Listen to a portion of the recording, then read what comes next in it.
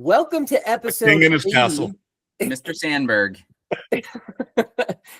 Episode 80A of Rebels Without a Pod. The show that dares ask the question, can you ever forgive me for my 2 to 2.5 star letterboxd review of The Never-Ending Story? No. My friend, That's you are fair. forgiven. Yeah. I should say that is the last movie record that we've actually done. The last movie review that we've done, right? Was Never-Ending Story, wasn't it? Well over a month and a half ago at this point. Yeah. I mean, I think I needed time after that one. John just bashing the movie throughout. It took a toll on little me, so I just needed time to kind of work through some shit. You woke up every morning, drank 12 raw eggs. Look, I am not confident about tonight's review. I'm watching you, by the way. You're watching who specifically? You. I'm with you, Eric, on that one. Nobody can see me watching you, but rest assured, I'm watching John. You be nice to Pee-wee. He's been through a lot, Johnny. Yeah, a little too much. Yeah. The mugshot would certainly attest to that, yes.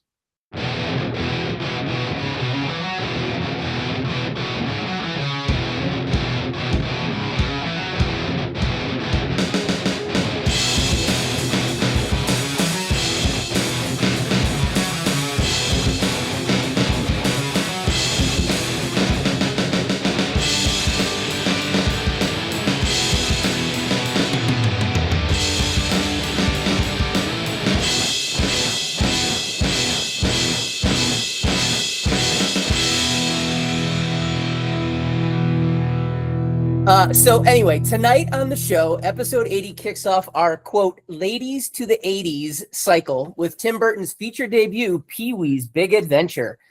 My name is Andy. I'll be taking over moderating duties for the evening. This was my choice of movie, so I've been given the duty of hosting. Joining me tonight is my buddy Naveen on music and audio production. Hello. We've got Johnny on research and planning. Hi there. And we've got Pod Daddy Eric, who will probably reveal he has some Boston South Shore relative named Lodge Marge. Lodge Marge. Tell Lodge Marge sent you. There it is. All our Lodge content Marge said the is... shout is spectacular. So all of our content is up on the Rebels Without a Pod YouTube channel. Please remember to like, comment, and subscribe. Please comment, because at least then we'll know that people are actually listening to at least some of this. We're getting 50 views a day at this point on Kung Fu Hustle. If nothing else, somebody please solve that mystery for us. That would be great. Yeah, in fact, anybody out there that happens to go and listen to any of the Kung Fu Hustle episode, please leave a comment. Why? Right. Well, hopefully they listen to this to be able to comment You on know it. why, right? Right. Maybe. Lodge Marge sent them. It's because Lodge Madge sent them. Lodge Marge sent me. Yeah. So I mentioned that we were getting into the ladies to the 80s cycle, but I want to kind of give just a brief overview of what that actually means. Originally, our plan after completing the childhood trauma cycle was to move on to our sports cycle.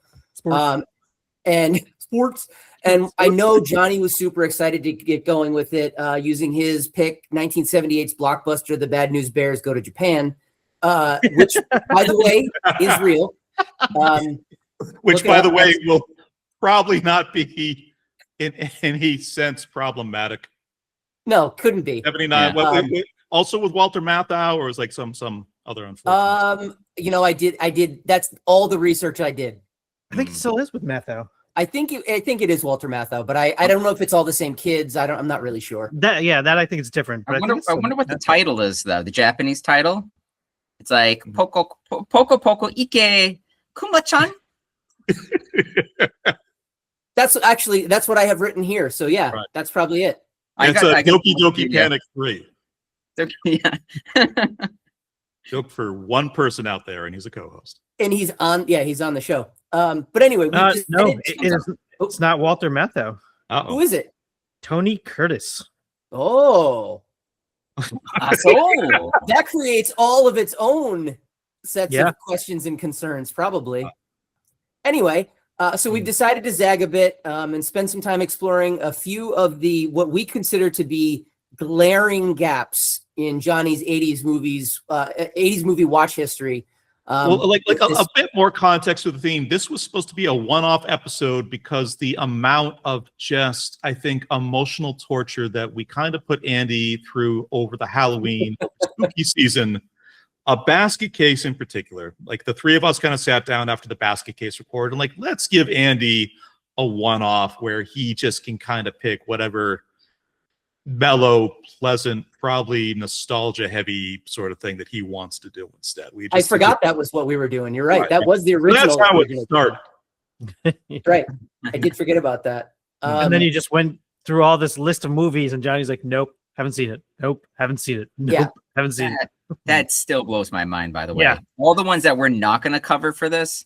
Uh-huh. I mean, Back to the Future. Save them for later. Yeah. We'll definitely come up with something to put those in later. I had explained this previously, but I have like a little bit for kind of people our age, like a little bit of kind of a just kind of like just kind of what I was exposed to and kind of in terms of kind of movies and media, like over my childhood, like where I grew up, we did not have cable at all, and like my parents were not crazy, but sort of relatively strict about about how much kind of screen time that we got and everything else. And just as a byproduct of that, when Andy asked, Johnny, please, can you give me a sort of breakdown of any kind of like the major 80s stuff that you haven't seen? I posted to the group chat and like the consensus was very quickly, this has to be an entire cycle. This just can't be like a one-off thing that we do. Yep. I actually wrote, I wrote in my little script here, which kind of confirms what you just said. I said, and I quote, "Is Johnny's borderline puritanical early life at fault for these inexcusable omissions? Or is the blame squarely on Johnny's shoulders at this point because he's a grown man with free will and no children to distract him?" Stay tuned to find out. fairness to my own upbringing, though, just against the puritanical thing, I saw Blazing Saddles when I was like 6. Yeah. Yeah. But well, that's why I said borderline. Yeah. The universe finds a way. Yeah, that's right. That's right. You didn't have a TV Guide subscription when you were a kid? Oh. Come on, that was my Bible. Uh-huh. I would look at that, find out what TV shows. That would have been a work of watch. fiction to me. Like, oh, Nickelodeon? Like, what? I mean, let me ask you this too. I'm sure you had rabbit ears for your TV when you were younger. Oh, Did yeah. you ever try aluminum foil to get better reception? I'm just saying, you probably could have got like 3 more channels. Especially being on that hill. We didn't have 3 channels to begin with. We got Fox really well, NBC decently. Anything in like the VHF range was just completely just completely off the radar. So ABC basically never got to watch like anything like on that network kind of growing up. CBS slightly better for that, but kind of more or less the same thing. Yeah, Fox didn't do movies, but in Massachusetts we had WLBI, which was channel 56, and on Friday nights and Saturday nights it would play movies. Again, they'd be edited for time. But I still remember as a kid watching The Fly. Oh, wow. The Cronenberg Fly, Gina Davis. Yes, exactly. Wow. Okay. Yep. They played it on there. They skipped some of the gory scenes and stuff like that, but I still had a pretty good picture of what happened. Uh-huh. Some guy turned into Baxter Stockman and chased a bunch of turtles. Gory stuff left out. All the like thematic abortion stuff left in for just education clarity. Yeah, that's for the kids. Yeah, Commonwealth, it's a progressive state. That's right. Yeah. So before we jump into the movie itself, since this is our first record of the new year, and I know Johnny's been traveling, Naveen did some traveling, Eric, I don't know what you've been up to, but you've been quiet. So nothing. Anything? Mercifully quiet. Mercifully nothing. Hiding the bodies. Okay, that's something. So you can't say you've been up to nothing. Yeah, that's true. Yeah. What's new with you guys? Anything we should talk about or just kind of get caught up on? Johnny, how was Japan? Naveen, how was Toronto? Eric, which closet in particular are the bodies in? I can't tell you where they are specifically, but I can drop little hints. Okay. Sprinkle them throughout. It's in the basement behind that gnome door. That's right. Yeah. The troll cave. The troll cave. There you go. The only yeah. thing in there is children's bones.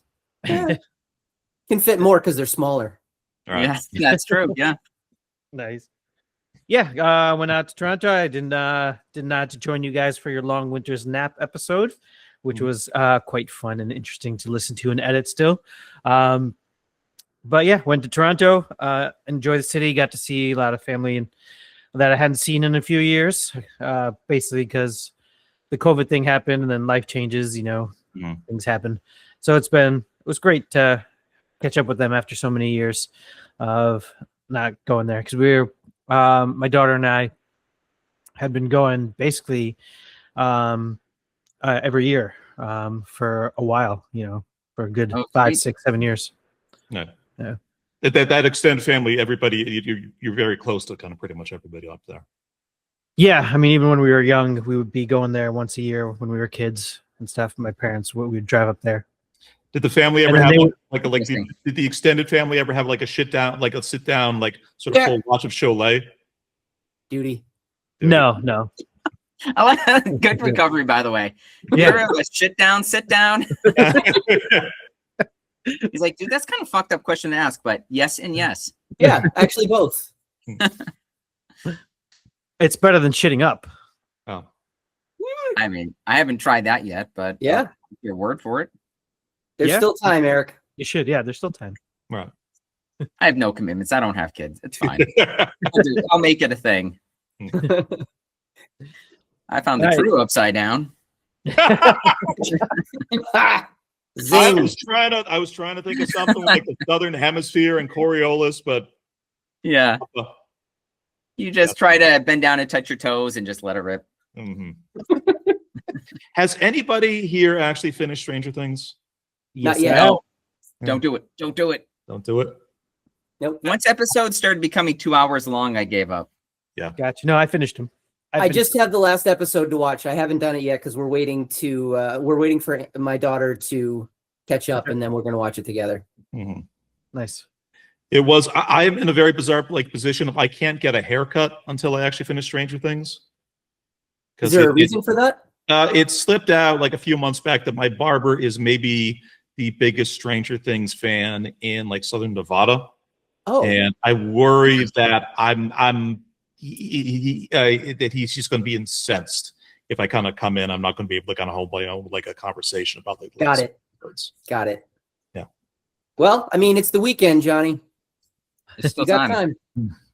Truth. I know. I had this weird conundrum where my son Ray came back. He's 10 now.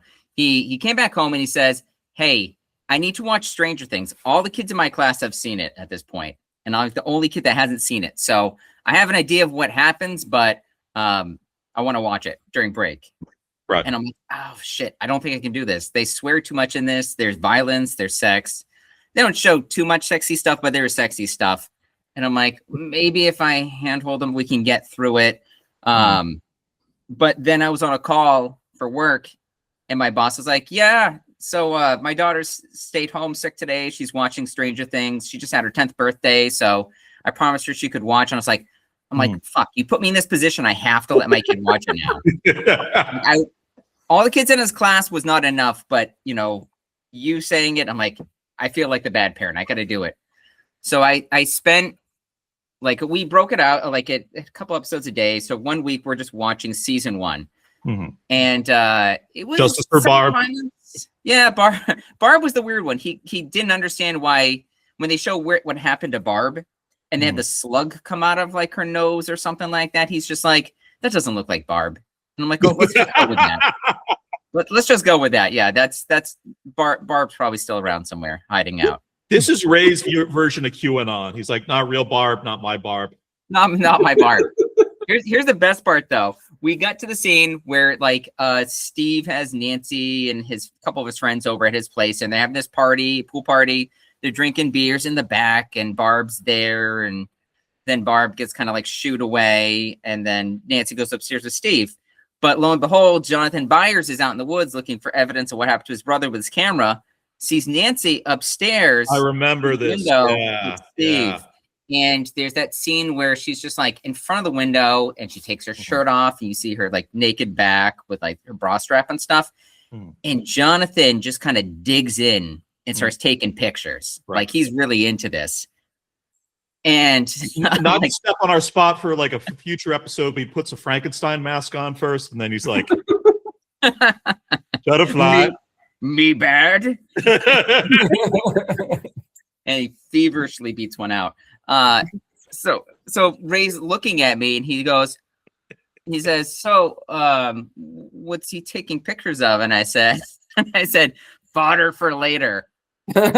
World's worst father. And then he's just like, what's that? And I said, look, he's just looking for Will, okay? Maybe Will was upstairs with them.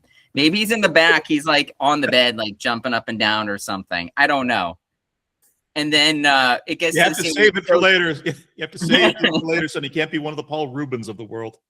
Paul Reubens. Yeah. They cut to the bedroom though, and then he's like, "What's happening?" And I said, "Aggressive sleepover."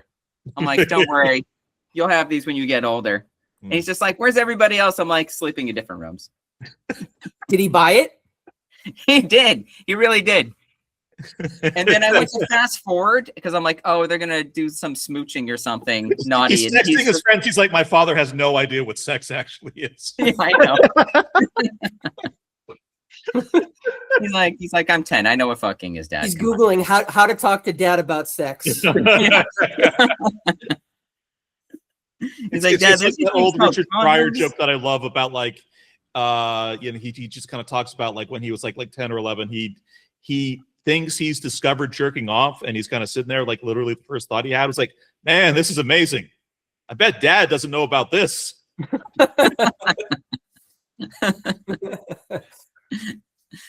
Yeah, so we finished season 1. Is he interested enough? Is he engaged enough that he's kind of like, let's go right on to season 2, or is he kind of mid about it? Here's the thing: he thinks he has an idea of what happens in season 2. It was 2 things. One is he says, how long are the episodes in season 2? I said, equally if long, if not longer. And he goes, oh, that sounds awful. I'm not sure I can survive that much. Really? Number 2 was he goes, I already have a good idea of what happens, like with characters and stuff anyways. So he's like, I already know that the Demogorgon has a baby and it becomes a dog, and they raise the dog, and it's cute and people like it. And I'm like, yeah, I guess sort of. There's like Demogorgon dogs. I'm not sure it's like the Demogorgon baby, but fairness, we were all Ray's age when season 2 of Stranger Things came out, so who the fuck knows what actually happened. True. I did remember when I saw the end of season 1, which is Will's in the bathroom and he pukes up that slug. Yes. And it goes down the drain. I was like, that's where it is. That's it. But he also said to me too, something totally random. He goes, oh yeah. So he's telling me, he's like, I know what happens in season 2. I'm like, okay, yeah. And he tells me this weird shit I don't really believe. And then he goes, oh yeah. And also, did you know one of the Beatles shot one of the other Beatles? I wonder if they'll put them in Fortnite. What? I said, first of all, where did you hear this? And he goes, oh, my friend presented on it in class today. And I said, okay, that kid's going to get a fucking F. And I said, B, which Beatle killed which Beatle? And he goes, I don't know. The one with long hair. Huh. And I was like, as long as I said, if it's the drummer, it's fine. We can always find a drummer. But if it's like one of the important ones, we're in trouble. As long as the class is not discussing Play-Doh, I think like everything should be copacetic. And then I'm like, why do you want to put him in Fortnite? And I'm like, to recreate the shooting of one Beatle of another Beatle? Wouldn't that be an amazing Fortnite season? Just the most inappropriate shit. Famous assassinations and their killers. Yeah. Yes. I might have to play that season. John Wilkes Booth. He shot Lennon. God damn it. One of the funniest fucking things I ever saw is I did a rewatch when we got Disney Plus of a bunch of like old school Simpsons episodes, and they're doing that. They're doing the historical play. I can't even describe this, but it's like it's like Milhouse is playing Lincoln, and then Bart comes out as John Wilkes Booth, but he's also the Terminator, and he walks out like a ping pong ball gun, and he's just going like "Hasta la vista, AB." Oh, yeah. That's very funny. But then I didn't even clock this when I was young. When Bart comes out as John Wilkes Booth, Homer stands up in the back and screams, "Do it, boy! Finish him off!"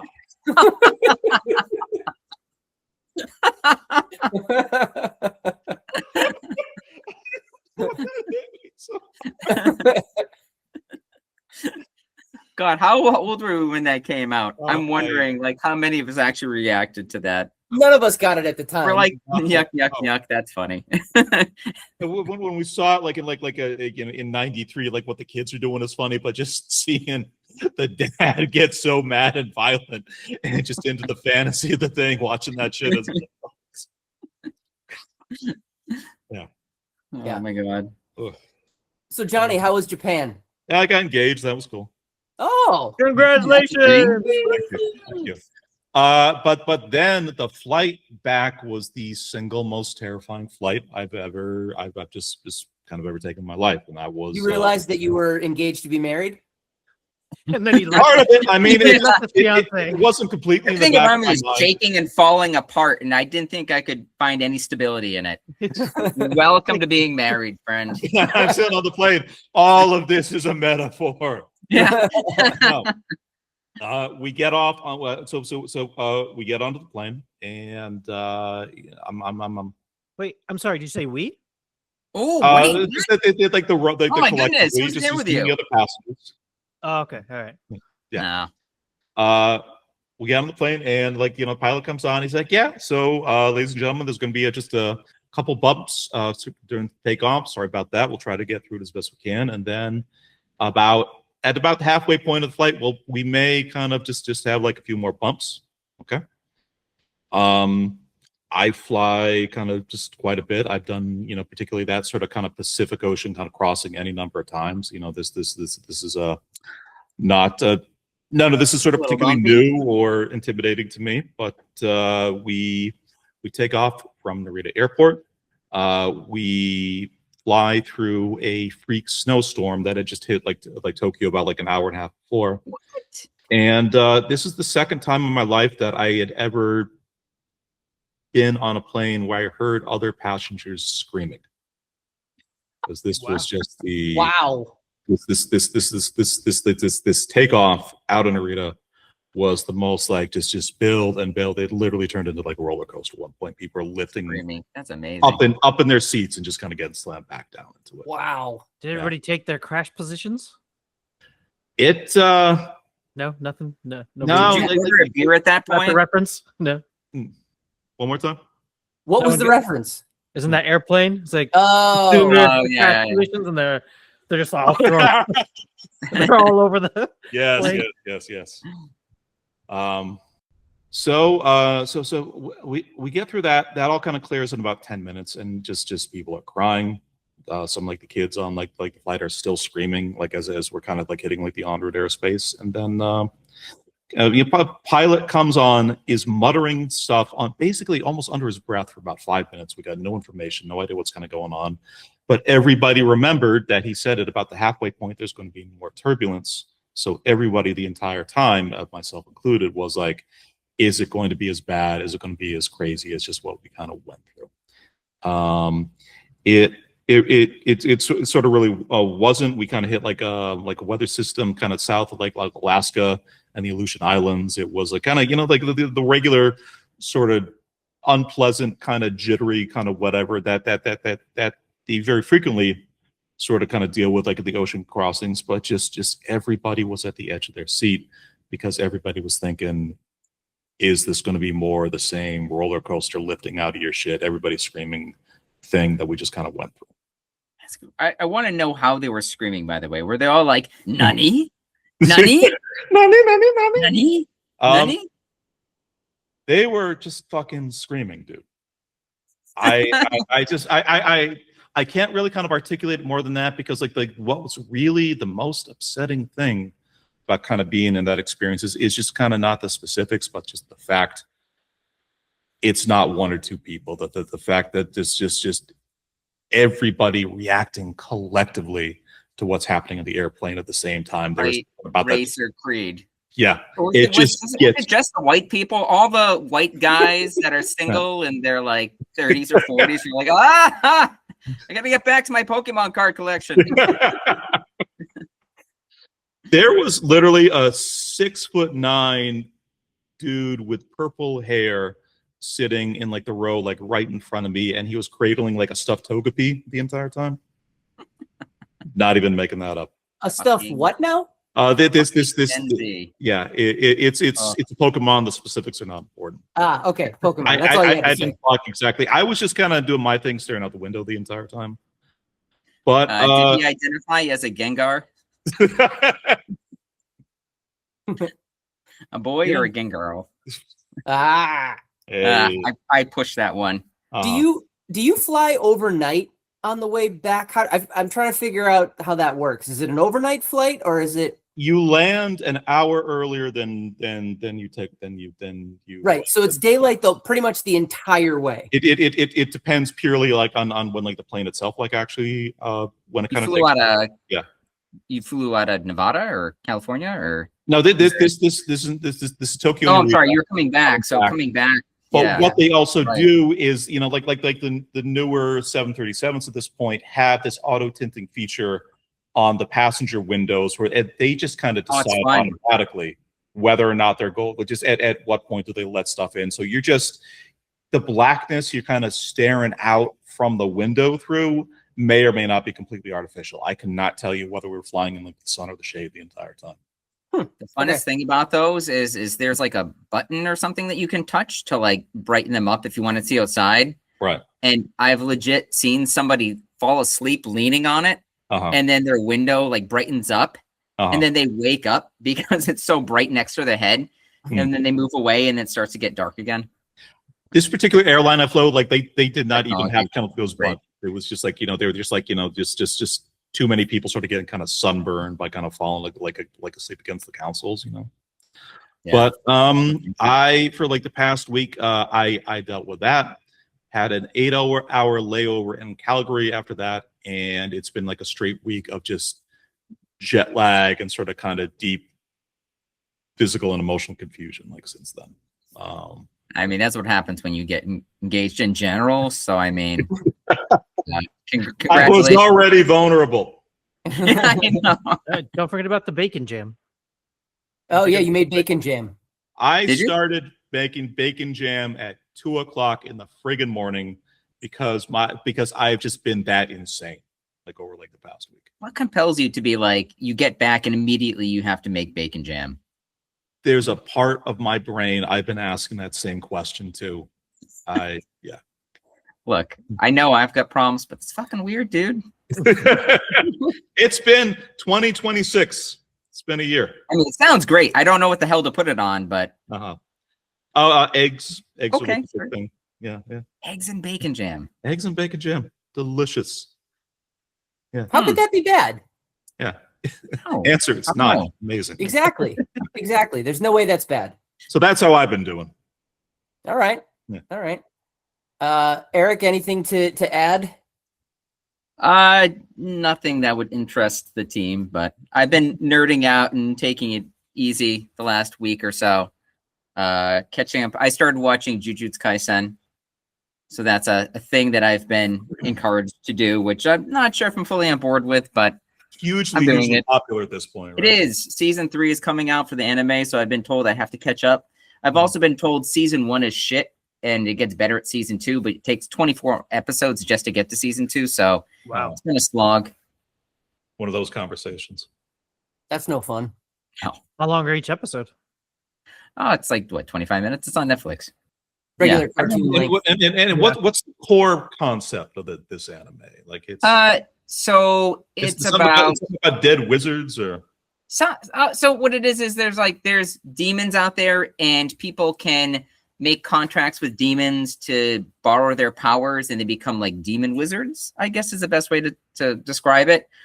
There's also the main character who apparently he's part of this like occultist club at school, and they have this like something that's been passed along through the different generations at the school, this like prized item, which is like it's wrapped up in bandages, and apparently it's like a dead demon's finger that if somebody, I guess, consumes it, you absorb that demon's powers. And so the main character gets attacked by a demon, of course, to protect his friends. He eats the finger, and now he's in a constant conflict between the demon that's trapped inside him that wants to come out. So they work out some deal where he gives him like time to like kill people that he wants to get like revenge on.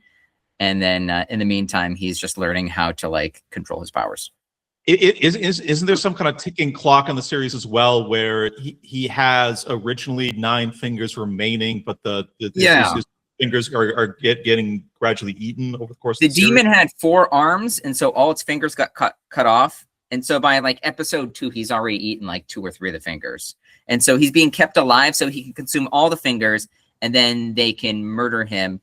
So then that demon, which was the most powerful demon that they fought up till then, just doesn't exist. So I'll just say this, like, I wish he'd been on the plane because he would have gotten along well with the guy with the stuffed Togepi. I can't even do it. Togepi!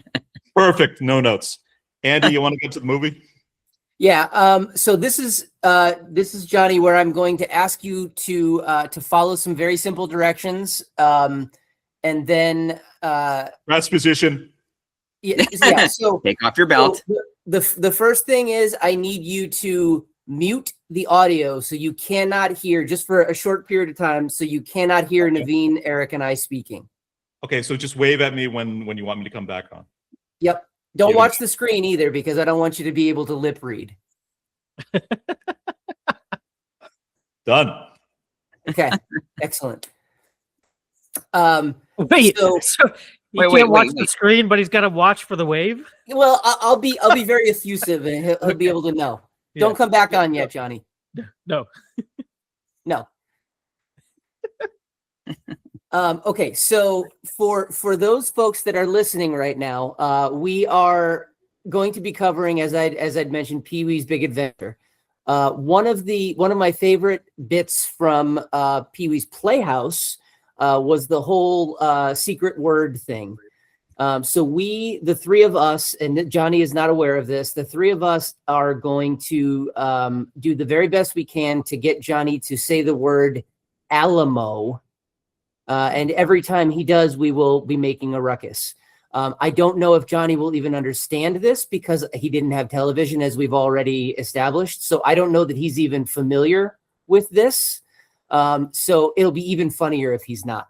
But I wanted everybody listening to also know that that's what's going on here. So the secret word is Alamo.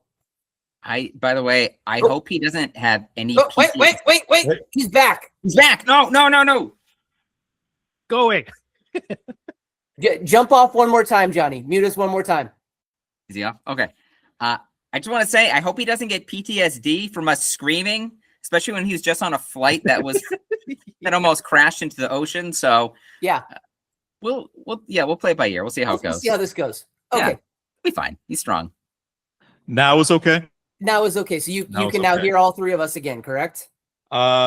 Yes, and from the smiles that were crossing Naveen's and Eric's faces during that little segment there, I can't wait to see what comes next. All right. I just said I think John needs a haircut. That's all. Yeah, we were talking about how you need to finish watching Stranger Things so you can go get a haircut. So first, the film review, as we always do. I like to give, or we like to give a little synopsis of the show or of the movie. So Pee-wee's Big Adventure is a 1985 American adventure comedy film directed by Tim Burton in his feature film directing debut. Synopses, I guess, in brief. I have a few. I don't know if anybody else has any. If not, that's fine. But I went with large utensil enthusiast wastes a perfectly good breakfast. Nice. I had What a Wasted Breakfast. So Okay. similar. Okay. Yeah. Does anybody else have another one, or shall I continue? You Oh, said I you had got a few, right? I have a few, but if anybody else has any, they can also interject. All right, give me one. Synopsis in brief. Dottie, I'm a loner. I'm a rebel without a pod. Ah, There we go. Nice. I had who keeps scotch tape in their bathroom? that's Right a here. valid Right question. here. A valid question. Synopsis in brief. Do you think those kids wear their BMX gear to bed too? Yeah. 80s. Fuck yeah. Yep.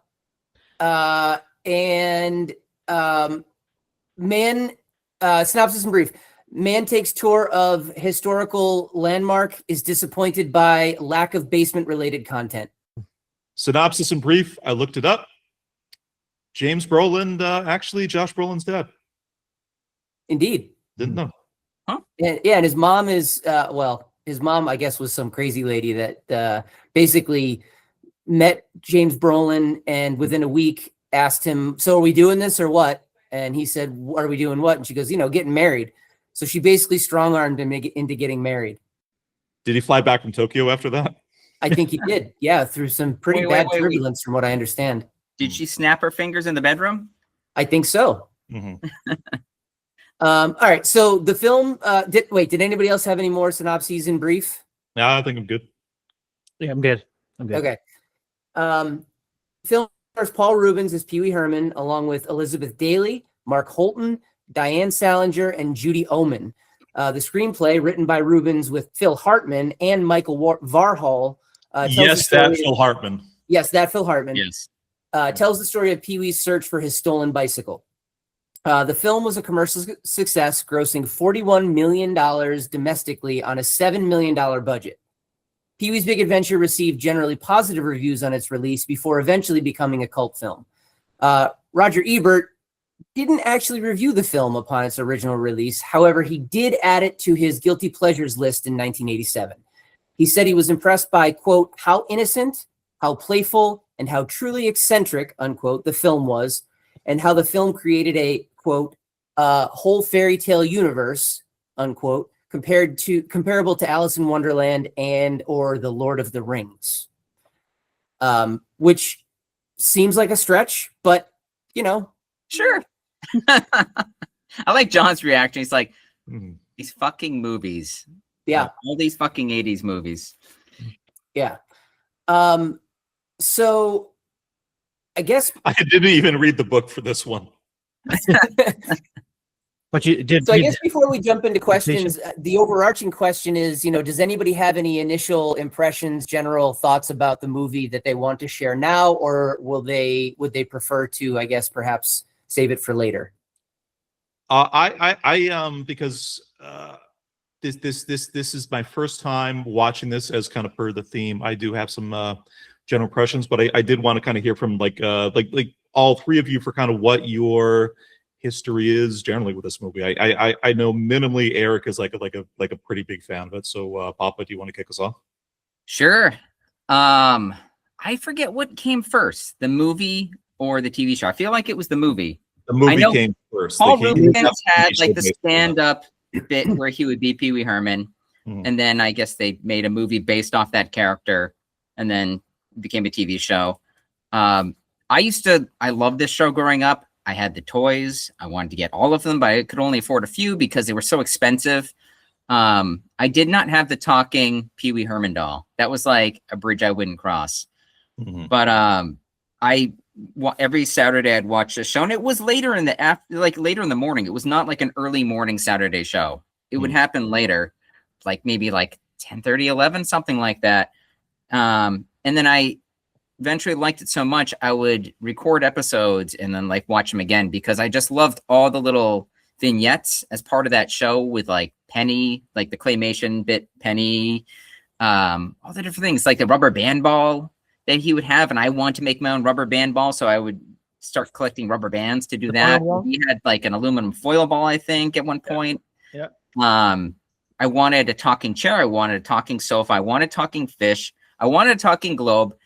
I wanted a cowboy friend. You had a little sister, but you're like, she's Over the mail. bullshit. wanted a bike that would fly out of my house. Yeah. And I could just like fly through the air and go places. Wasn't it a scooter? It was a scooter in the show. Scooter. The one thing I hated though about the show was Randy. Randy was this like, bully? yeah, he was the bully. He was like the snot nose like puppet that would show up, and he'd just like pick on Pee Wee, be like, "Hey, Pee Wee." And he's like, "Oh, hey, Randy," and he'd be like, Oh, that was good. Jesus. Yeah, That was He's really like- good.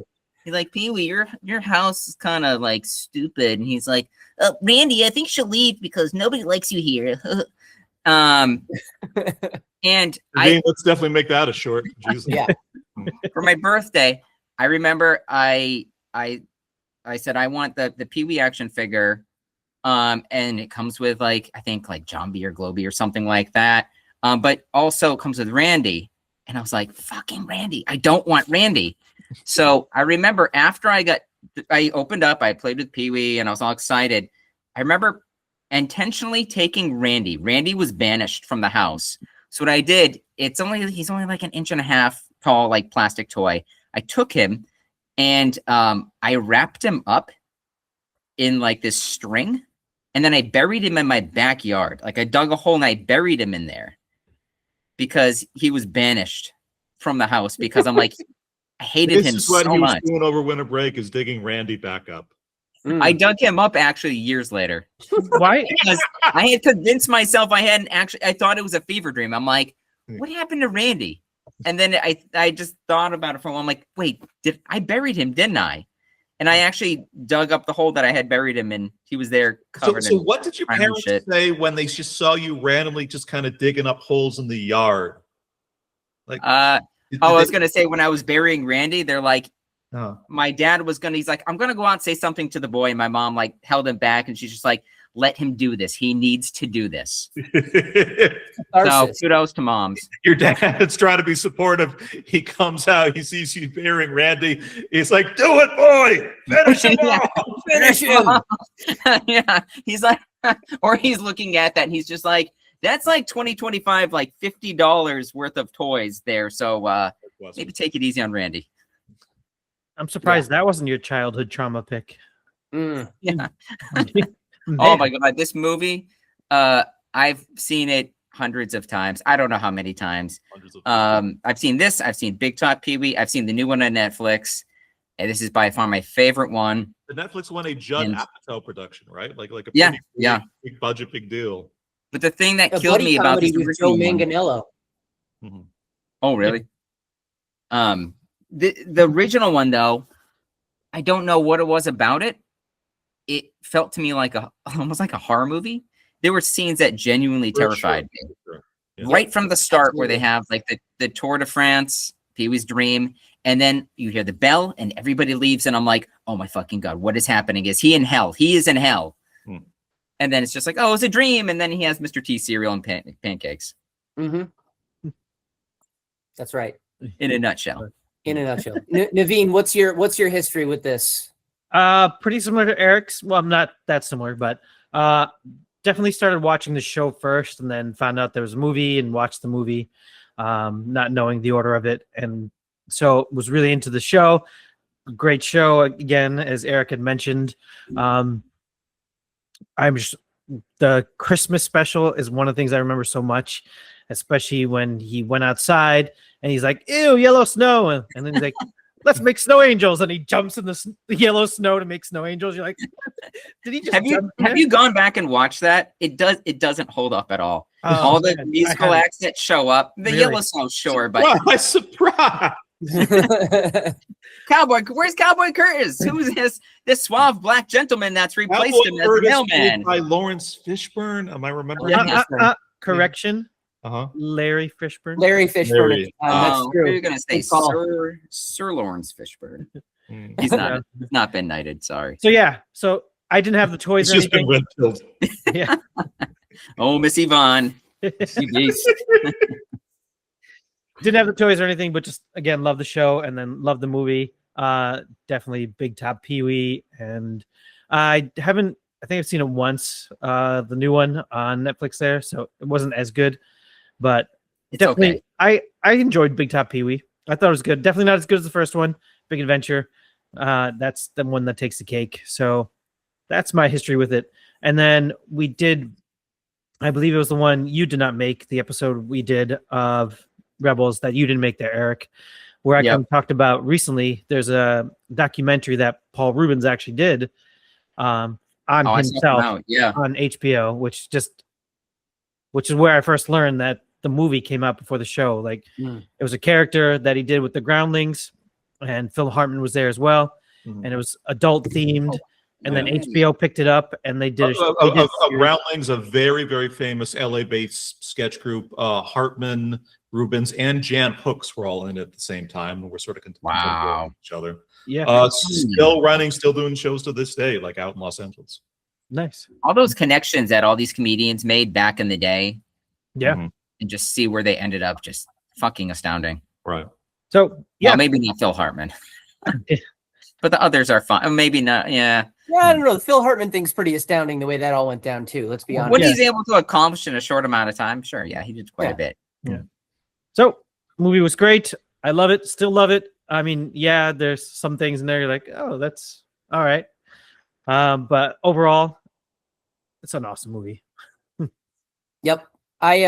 So I don't remember what order I watched it in, whether it was movie first or TV show first, but I watched both of them. I hadn't seen I hadn't seen Pee-wee's Big Adventure in many, many years before watching it for this record, but I watched it probably, 36 times as a little kid or as a younger kid.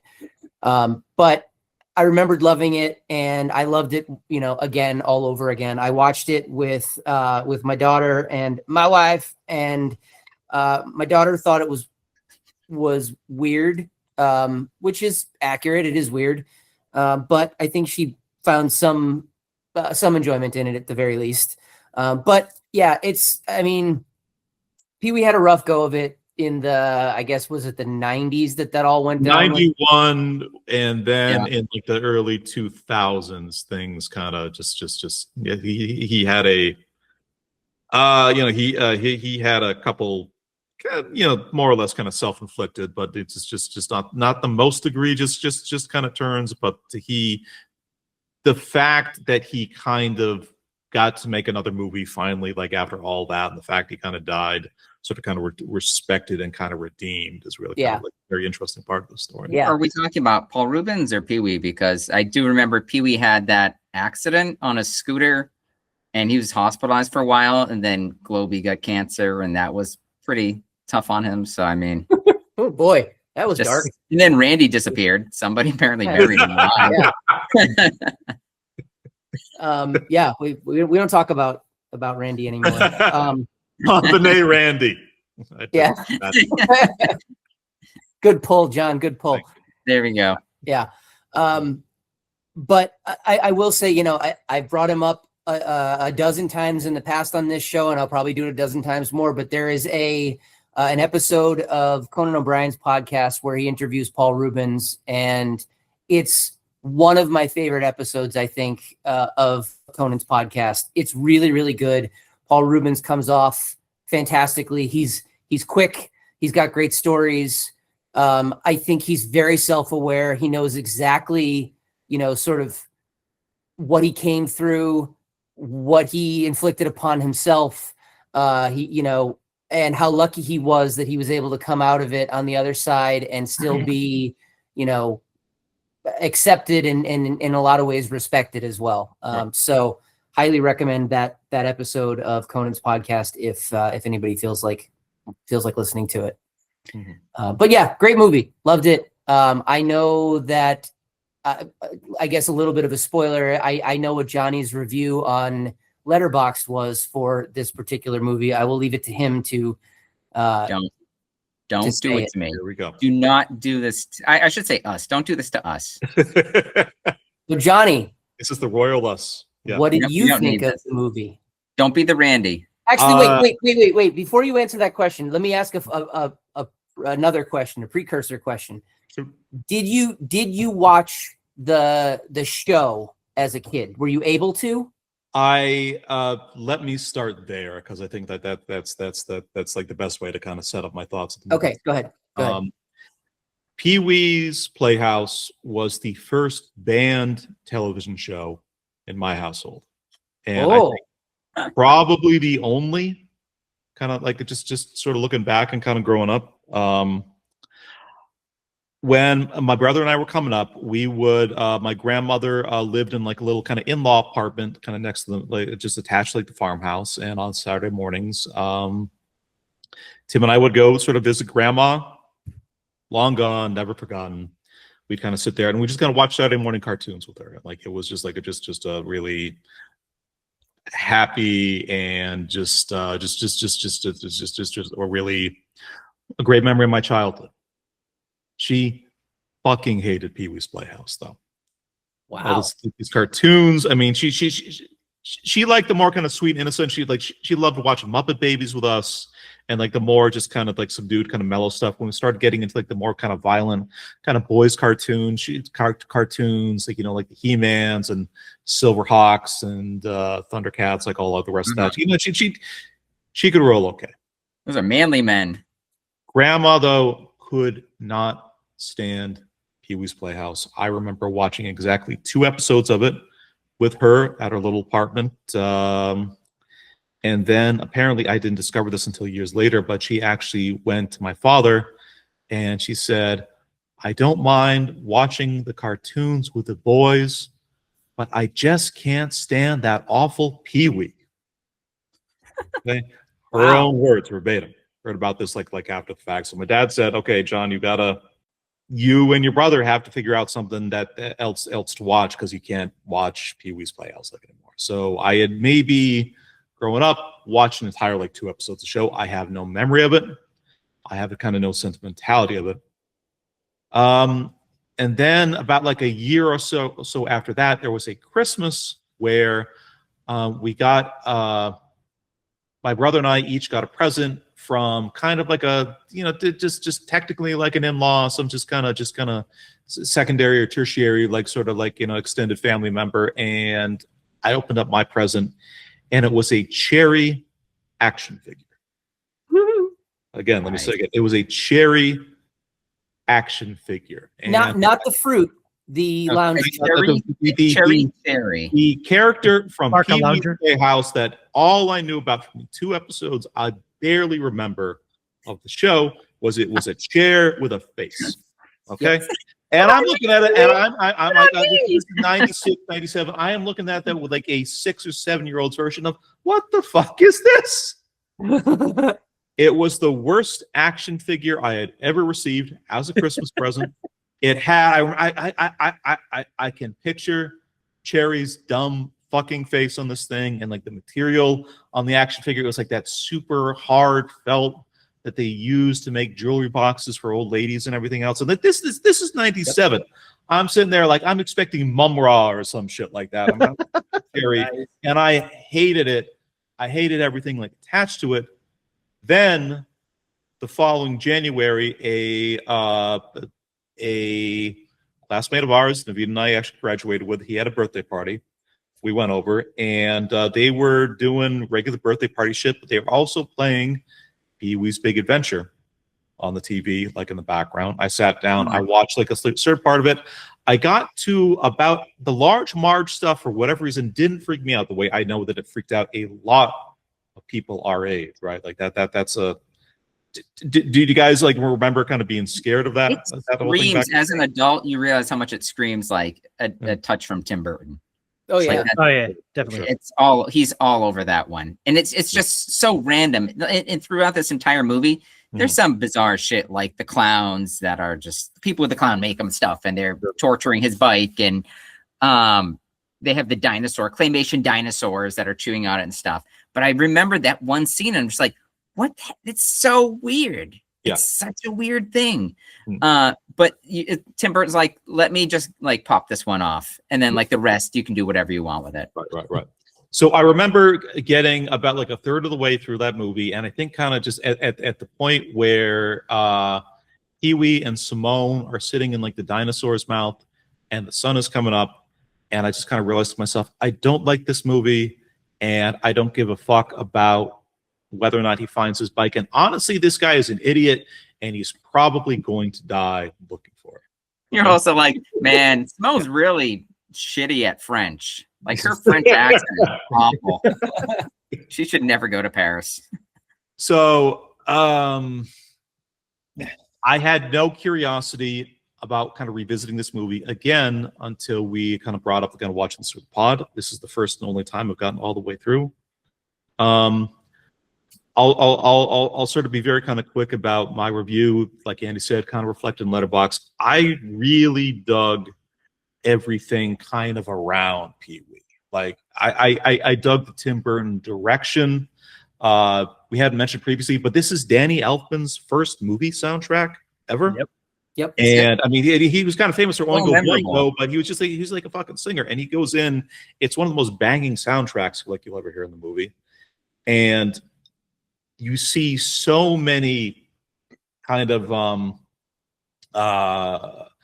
early versions of what 90s Saturday Night Live would be. You see so many early versions of what like the first few seasons of The Simpsons could be. There is so much shit in here that in this film that you can hear Phil Hartman's voice, and you can just kind of hear generally that kind of generational aesthetic of like the stuff we were eventually going to kind of come up into.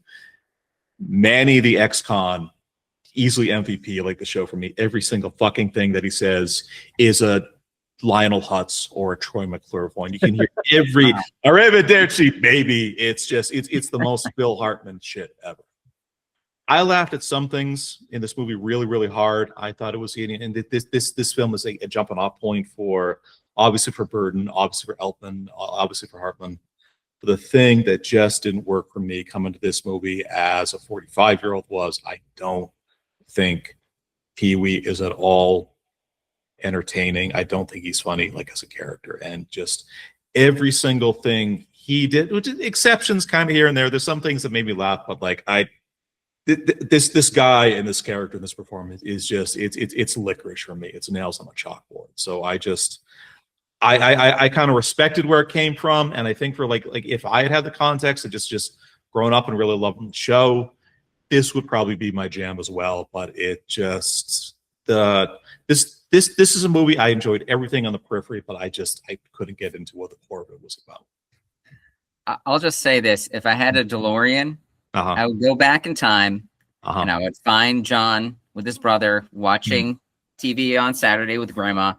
And I would just go up to your grandmother, God rest her soul, and I would say to her, "Careful here. Just let the boy watch some TV. Just let him watch." It may be a family thing boy. Because I texted my brother like a week or so ago, and I told him we're doing Pee-wee on the podcast, and Tim literally texted me back immediately, "Pee-wee, man, fuck Pee-wee." Wow. Yeah. Did you phrase it as PW or PW? Because PW sounds a little cooler. PW was like, I'm down with PW, but another must have been a Phil Hartman joke.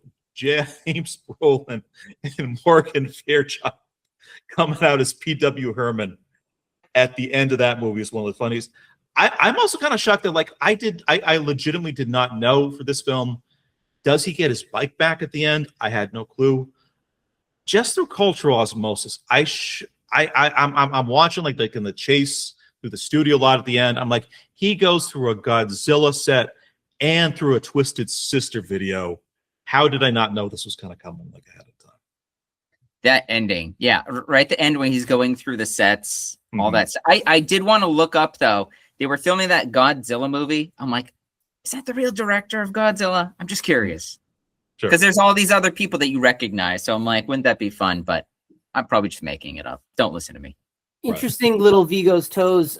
Originally, it was supposed to be Tom Petty and the Heartbreakers that were going to be the ones performing. But Tom Petty turned it down, and so they asked Dee Snider, and Dee Snider was like, "Fuck yeah, I'll do that." Nice. It's so much funnier that it's a Twisted Sister video than absolutely. Like a Tom Petty. Yeah, no question. Absolutely. Yeah. So your review of this though is a really, I guess, a really good example of, you know, the importance of catching a piece of media in the right place at the right time. Sure. You know, if you watch it in the wrong place or at the wrong time, it doesn't hit. But for the three of us that love this movie, we watched it right at the time when this type of comedy, this type of humor, this absurdist BS that goes on in this movie just hit on all cylinders. If I watched this for the first time, you know, for this podcast, would I have loved the movie? I don't know. I mean, it's tough to say with something like this, because kind of like the specific thing that Paul Reubens is doing, the specific character that he's playing in Pee-wee, this is you all have kids, and the nonsense that sort of the kids watch like these days, with like the fucking just like the mock, like the mawkish, high-pitched voice, Markiplier, fucking PewDiePie, there seems like, to me, like a lot of YouTube artists these days that are doing a version of this that's, in fairness, not nearly as fun or as interesting, but just like the screaming man-child thing is Twitch streamers. Yeah. iShow Speed is pretty well known for just like screaming and raging out. And don't get me wrong, this is a better version of this, but I kind of can't shake the feeling that it's something that you have to kind of get to at a certain point in your life where it's just not going to land the same kind of way. Yeah, I think that's right. Let me ask you guys this. Maybe this is more for Andy and Naveen, but when you were a kid and you watched this movie, did you think Pee-wee had a sweet ride? Hell yeah. What? Did you like the bike? Yeah? Yeah. Yes. I mean, it wouldn't have been a bike. It wouldn't have been a bike that I would have wanted, because it would have been way too like, look at me, and I was doing everything I could at that point to just not, you know, to fly under the radar. Yeah. But like, I thought it was an objectively cool bike. I liked that like the handlebar could come off. I thought that was cool. Or some of the tricks he could do with the bike. He could like, you know, fly through the air with the rockets and stuff like that. But I don't know, aesthetically, I thought the bike was kind of like mediocre. The thing I liked best, not so much the bike, but I just liked Pee-wee's style. I mean, for me, he was like a cool guy. He wore like a suit all the time. He had everybody in his hometown really just seems to like. He's a badass. Yeah. He's like, I don't know, Arrested Development, but he's like still a badass. Like Dottie's all over him. He's just like, look, Dottie, I'm a rebel. Like, you know, I don't have time for you to go to the movies with you. I'm just like, what an asshole. But then he also has all these cool, like the magic shop that he goes to, right?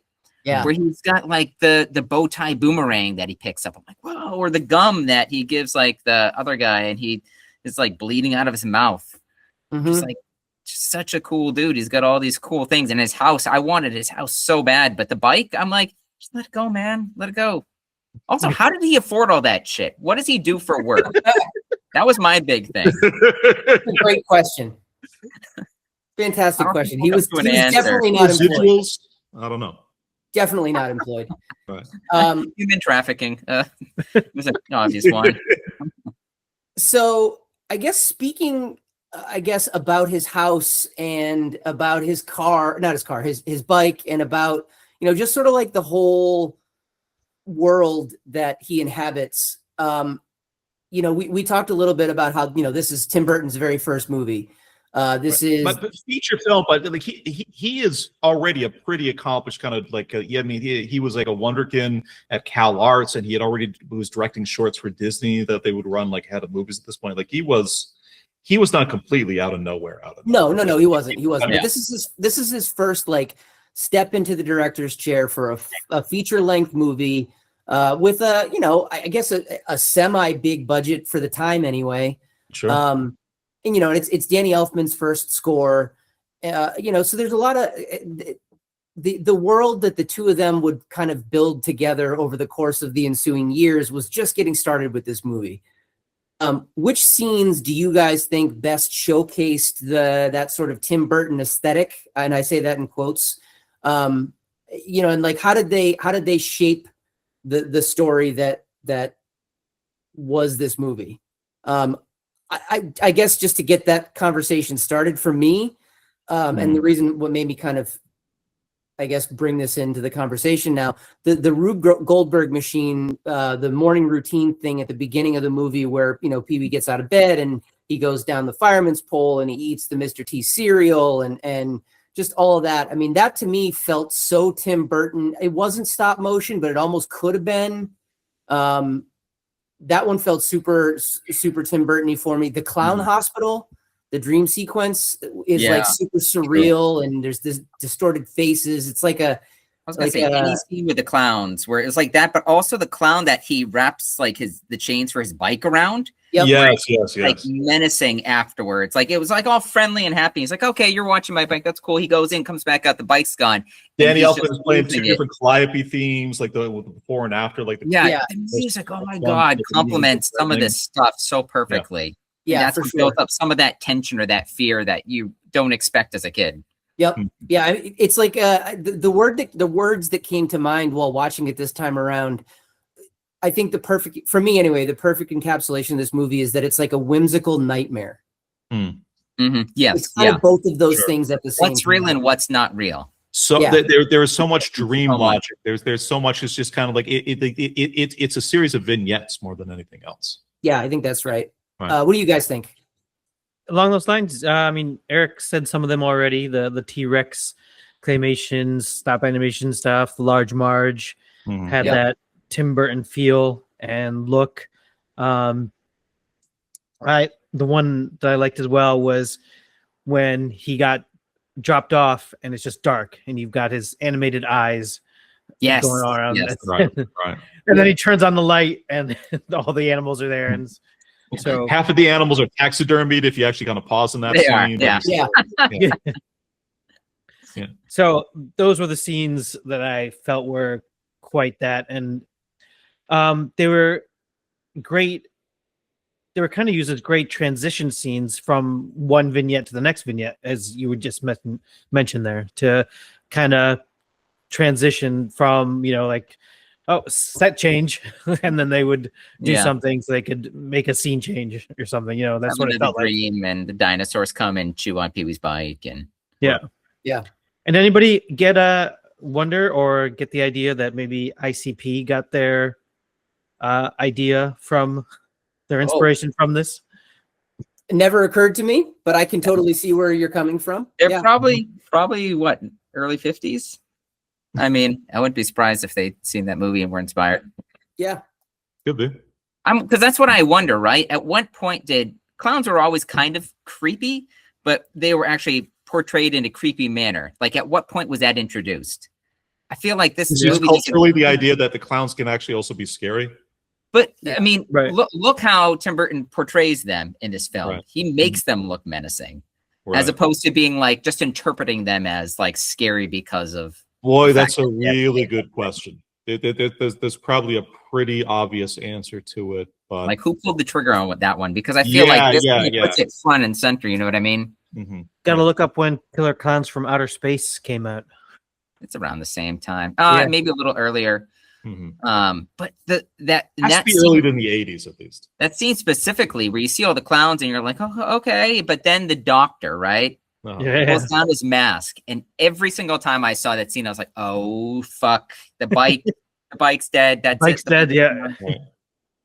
For me, the most kind of Tim Burton thing is just the Pee-wee going up into like the T-Rex mouth and watching like the sun come up through the teeth.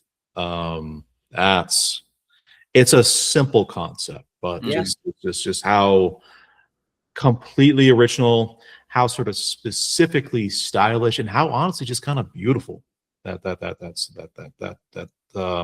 scene is. That, you know, that like I said, stuff that happens in like the periphery of this movie was just kind of like amazing to me. I mean, I do want to shout out, if I'm curious if any of you guys have like kind of favorite moments or jokes, but Amazing Larry made me laugh so fucking hard. Perfect pedophile name, by the way. Yeah. Do you have something to say? Amazing Larry. And then it, with no explanation, cuts to a guy with a Dayglow mohawk. Do any of you guys know the story behind that, though? Do any of you guys know the story? Nope. Hi, Amazing Larry. No. That's a fantastic fucking joke right there. And it would, again, when I say kind of early Simpsons, 90s SNL, that's just weird. No fucking reason. It's just there's a guy with a Dayglow mohawk kind of sitting like in the middle, like just all his good, like the people like living down the street from him. The original cut of that movie, Amazing Larry was just a normal looking guy who was a magician who Pee-wee sort of met up in like at the magic shop when he's just kind of doing like his kind of like shopping at the start of the movie. And Amazing Larry supposedly like all these scenes kind of got cut, but Amazing Larry supposedly was kind of just telling to Pee-wee like, no one's coming to my shows. I don't know how to be cool. I don't know how to kind of connect to today's youth. And Pee-wee in like the cut scene told Larry like Amazing Larry, you got to do something. It's the 80s. You got to do something kind of cool and different and hip. And so that setup is paid off by that scene when Pee-wee is having like the community meeting where it pivots to Amazing Larry, and he, as a way to kind of become more hip and relevant, has given himself like a Dayglow mohawk. Right? That's pretty funny. That's a pretty good joke. Because as a kid, you're like, okay, that's Larry. There he is. But you take out the context and you draw Amazing Larry with the neon green and orange and yellow just sticking out the top of his head, and don't explain any of it. Nobody comments on it. They're just like, do you have something to say, Amazing Larry? And it's just like, nope. And he's just there with his hair. Like that is so all of us have done, various amounts of traveling throughout the United States. Have any of you ever been to any of the landmarks that he visits? Like, have you ever seen the dinosaurs, or like have you ever gone to any of these places? I looked it up, and that was in California. Those dinosaurs, they still exist. Were those dinosaurs also in the Fred Savage and I was going to ask the same thing. Are they really? Oh, and the Wizard? Yeah. Yep. And then the plate? I'm blanking. The what? Hey! There it is. So yeah, okay, that was what I was trying to get out of you. Anyway, so I guess the next piece we talked a little bit about Danny Elfman, and how his score was so kind of integral to the movie. I think it played a huge role in sort of defining the personality of the film and the vibe that the director that Tim Burton was trying to make. How do you guys think, or what role do you guys think the music actually played in the movie? Because we've talked about this, like for instance, when we watched Almost Famous, we talked about how important that soundtrack was to the overall movie, and how without it, at least this is my opinion, how without it that movie falls completely flat. Right. I kind of feel similarly in this movie, I guess. Well, I feel like we should hear from the music teacher first on this particular topic. Yeah, okay. Makes sense. Yeah. He does a great job. We've talked about a lot of these things already, but just that pairing of Burton and Elfman and whatever kind of mindset Elfman has with what he hears and how he puts it together. I think he did a great job of using your word there, the whimsical nature of Pee-wee, but also Eric had mentioned just the music going along when when the bike got stolen and he's walking through, and you can just feel that emotion through that music as it plays through. And he just did that great job. But then it's even when it was like down, it still kind of had a playful thing going on. Like it wasn't like trying to it's not like someone is sad, like a very silly person is sad. Right. Yeah. Mm-hmm. So it's just amazing how he was able to bring that out And it was really well done, especially with the instrumentation, the melody lines and things. It was well done, and it just works. And it kind of defined who he was, and as he came along throughout his career. I mean, even things. And now Elfman's are like more or less at like the level of kind of a John Williams, like a household name. Yeah. I mean, even the soundtrack for Batman, those just amazing. Yeah. I don't think, this is my own personal opinion, I don't think that there is a composer who does a better job of setting a tone, a very specific kind of tone than Danny Elfman. I know that John Williams has been in every, major, he did Star Wars, and he did, Jaws. Indiana Jones. Kind of say and you can kind of say Hans Zimmer, particularly with the Christopher Nolan films or like the Doom movies. Yeah. But 1000, particularly for our generation, like Yeah. my lifetimes. I don't think there's anybody that kind of hits harder with that kind of stuff than Danny Elfman does.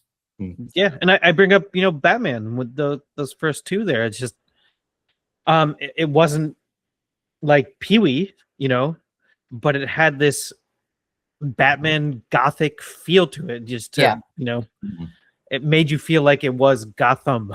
Yeah. And again, for this film, Burton's first feature, Elfman's first film score,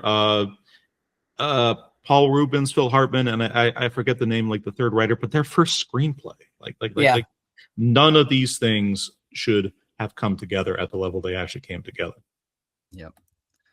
Something I was thinking about when I was watching the film this time, again, speaking to the music, the very beginning is probably my favorite part of the entire movie. It's right after the Tour de Force stream, or not the Tour de Force stream, where it's like he wakes up and then he's making breakfast. He lights the candle. It sets in motion his device that he has, like the Abraham Lincoln flipping flapjacks and hitting the ceiling. He's got all these different things going on. Then he just goes into the bathroom and he's playing with the tape.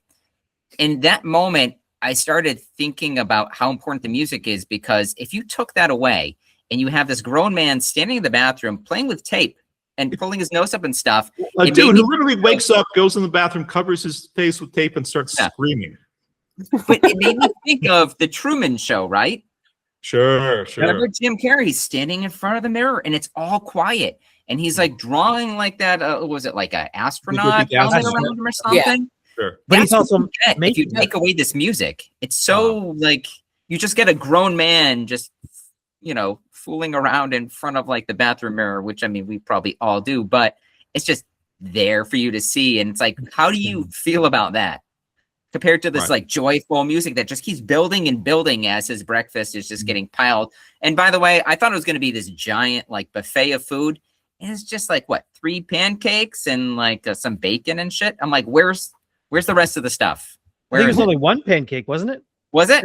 Because the rest were like on the ceiling. There's like 3 pancakes on the ceiling, but on the plate was only one pancake, and then which, by the way, he only eats like it's like getting his breakfast made by Venom on it. I'm sorry. I can't agree. That's one of the most epic and memorable breakfasts that has ever been put onto sin. I mean, how many times in your life have you said, "Good morning, Mr. Breakfast"? Hello, Pee-wee. We say it all the time in my house. Like, you want some Mr. T cereal? Yeah, constantly. To me, look what I missed out on in my own childhood. That's right. Thanks, Grandma. I think about the music. Let the boy watch the TV, Grandma. Let him watch. Look at his hangdog Eric face. pulls up in his DeLorean. He's not. So Eric, just to be clear, you're not gonna kill baby Hitler. You're gonna tell Johnny's grandmother to let him and his brother watch Pee-wee. Okay. Priorities. No, it's good. I respect that. I think that's a solid call. I don't think killing baby Hitler would solve anything. That's all. Everybody says they'll kill baby Hitler. There's too much corruption in the world. I think somebody would have taken his place. I'd like to see somebody try to kill a baby, no matter who they are. I don't think you could do it. If it wasn't Hitler, it would have been Hamburglar. There we go. That's right. That guy is just as devious. Give me all your burgers. I take this guy seriously. We got to give him the burgers. Andy, take control of the show back. I think that the score is almost like a narrator of the movie. Like, Sure. I think it's basically telling you how to feel in certain circumstances. It's taking some of the edge off of the scary stuff, and it's making some edge to the It's goofy. going at the hip with Pee-wee's emotional state as well. Yeah. I think it's what makes the movie feel magical, for me anyway. It certainly adds to it like immensely.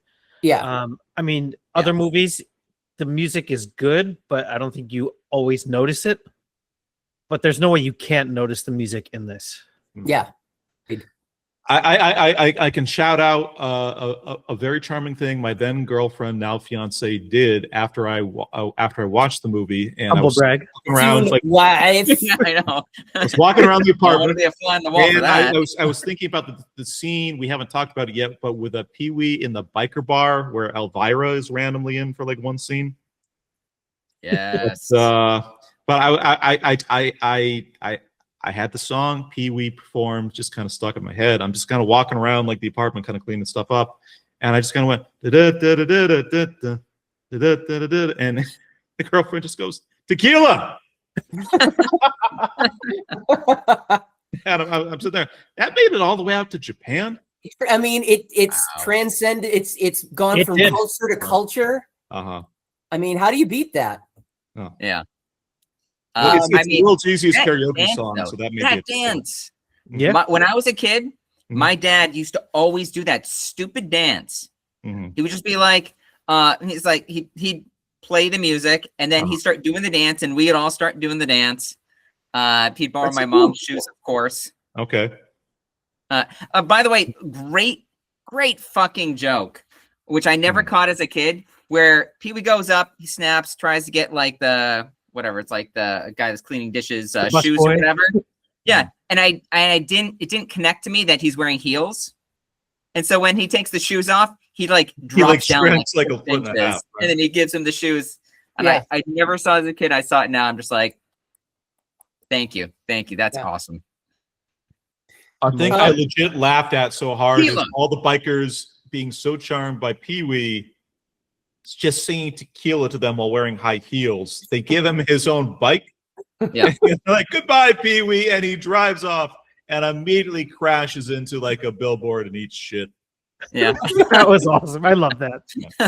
I had forgotten that that's how that joke played out at the end, and I was legitimately tickled by it. I thought it was hilarious. Right. Yeah, it was great.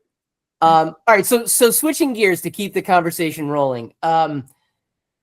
Reubens' Pee-wee persona and his kind of comedic sensibilities, they've obviously influenced later, comedians. Where do you guys think you can see his comedic impact today, whether it be in specific individuals, actors or comedians or whatever, or in movies or somewhere else for that matter? Naveen, go ahead. The brilliance of him. I mean, I know they work together, but we've talked about Phil Hartman already. And I think that was a big part of it. Big part of Phil Hartman, at least, becoming a better with impersonations, the writing, and then eventually getting to SNL. I mean, I know he had that probably already, and that's why Paul Reubens chose him to help him out with the show during the Groundlings, during this movie making. Right. But I think it helped also propel him to do that much better. So I think it was a pretty big influence there to get him going. And it sounds like Johnny's like, no, you're wrong. No. I'm just 1000%. Like Hartman was largely considered like the way we kind of look at Bill Hader now. I think for a very, very long time, people sort of kind of regarded Hartman as like this guy was just the best of the best. He was just he could do so many different versions of like his particular thing. All of it was funny, like all of it was unique. He was never really kind of bad, like in anything that he was like sort of actually in at all. Although asking kind of that question about Paul Reubens, like a big part of why like the Pee-wee character was created was Reubens was auditioned very, very early for Saturday Night Live and did not get it. Just kind of missed being part of the cast by the skin. No way. Pee-wee Herman started as a as a creative thing that he said like later that he would do, just kind of get his mind off of like kind of losing that audition, and he kind of went through like several different iterations, but that was like the genesis of it. Huh. Probably the best thing that could have happened to him. Yeah. And then one last thing I think was, I don't know if it was an actual influence, but I think Carrot Top was probably influenced by him because Carrot Top's beginning of his comedic career that I know, he was all about the props. He would break out all these different kind of Gallagher props. maybe, or any of those guys. Yeah. That's what I was thinking about this. I'm like, I think Pee-wee was for kids could relate to him. They something about him that, like, probably the movie, the TV show, all that. He's really weird, but he's an adult, and immediately when you see him, he's acting really bizarre. And I don't really think he's that funny necessarily, but it's just something about him that kids are like, oh, this is like a great adult. I love him. This is an adult willing to bring it down to weird. Yeah, but you think about his character compared to however many other comedians were out there trying to sell like a persona, like Roseanne Barr, for example, doing stand-up, and she's always like, I'm Krabby Roseanne, or Ellen DeGeneres, or Tim Allen especially. So he ended up getting his show based off of his character. Like, I feel like that was a thing for a while that people they realized, maybe learning from what Paul Reubens did, that you could sell a character and you could sell it like not just like a character, like a persona. Like, it was a long time before Reubens kind of went on a talk show as himself. Like, he got Letterman coming in and performing as Pee-wee. Like, that's he created the character. I mean, he had roughly the timeline, I think, is he created the character. He auditioned for SNL, didn't get it. Created the character originally as kind of like an an alt comic, like anti-humor sort of thing. That became popular. He started kind of doing more like adult-oriented kind of naughty humor. Was big in the East Village scene in New York for a bit. Started going on Letterman all the time in character as Pee-wee. That got popular. He had an HBO special, got the Burton movie off the HBO special, and got Pee-wee's Playhouse off the Burton movie. As I think. Have you seen the HBO special? I haven't seen those adult ones. Yeah, I saw it, and it's pretty good. Yeah, I haven't seen it recently. I saw it like 10 years ago. But I didn't know it existed, and I stumbled upon it, and I'm like, I think it's like an hour long or something like that. But it's pretty fun. It has all the different things that you typically would see in like a Pee-wee TV show. Interesting. Cool. For me, like, I actually I wrote down a bunch, because I think, his character was this, like, he wasn't trying to be cool. He was just being earnest and awkward. Basically like a permanent child almost. And like, I think Michael Scott, Steve Carell from The Office, I think the John C. Reilly and Will Ferrell characters in Step Brothers, I guess anything Will Ferrell does, basically. I think of, Kristen Wiig and Amy Poehler, Kate McKinnon, those folks on SNL. I think of, like, in alt comedy, you've got Mr. Show, Tim and Eric, the stuff that Andy Daly does, Sacha Baron Cohen, like all that kind of stuff. On animation, like, I think about Nickelodeon of the 90s. Oh yeah, like Ren and Stimpy, the Rugrats, like all that kind of stuff. Can I step on like a bit of trivia? Maybe other people are more excited to kind of share like later on. Sure. For like the actress who plays Dottie in this movie, Elizabeth Daly is her name. Oh, yeah. Right. I've never seen a single episode of this show, but she was the voice of Tommy Pickles. Yep. Yeah, that's right. Who's also the voice of Buttercup from Powerpuff Girls. Oh no, shit. Okay. Oh, yeah, I didn't know that. Yeah, I loved Dottie as a kid. Watching this movie, I'm like, I used to get mad at Pee-wee because I'm like, Dottie's so nice and she's cute. And she likes right. And it's like all the things that kids like. So I'm like, oh, she's cool with like the cool kids that are stopping by, and that's Dottie. But you didn't figure it out until he got arrested for jerking off in a porn theater in Sarasota. But he's also apparently like a really good singer and musician. She's been on like The Voice and stuff. But imagine that. Imagine marrying that woman to find out someday she's talking to you naughty in the bedroom with like Tommy Pickles' voice. Oh God, gross. Change my diaper, Daddy. Am I supposed to play Daddy or Chucky? I'm a kid too. I can't do that. Naveen, we got our second short. Yeah. Another thing that just occurred to me too, speaking of, I guess, like taking a character and selling it, this never really occurred to me until just now, but like, I think of like Larry the Cable Guy.